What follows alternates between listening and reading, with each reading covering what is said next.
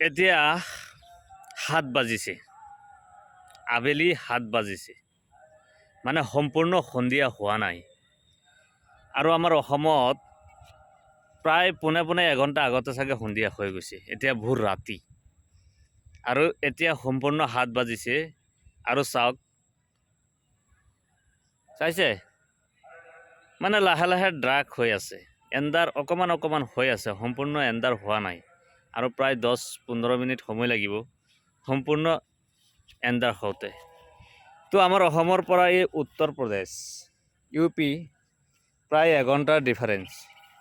তাৰমানে ইউ পিৰ মানুহে কি এঘণ্টা বেছি পায় নেকি?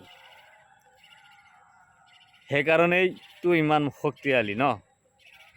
আৰু আমাৰ অসমৰ মানুহে এঘণ্টা কমকৈ পায়, সেইকাৰণে কোনো ক্ষেত্ৰতে আগবাঢ়িব নোৱাৰে। উন্নতিত ঘণ্টা লাগি আছে, এই সময় কম পাই যে।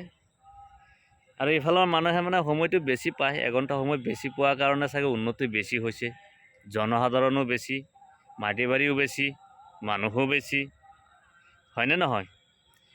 তো অসমৰ লগত আমাৰ অসম আৰু এই উত্তৰ প্ৰদেশৰ যিটো মানে সময়ৰ মানে ডিফাৰেঞ্চটো, পাৰ্থক্যটো এইখিনি মই যি দেখিলোঁ।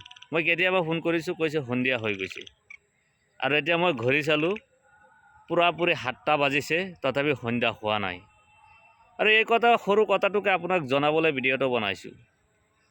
হয়তো আপুনি ক'ব ৰখাইছোঁ এতিয়া।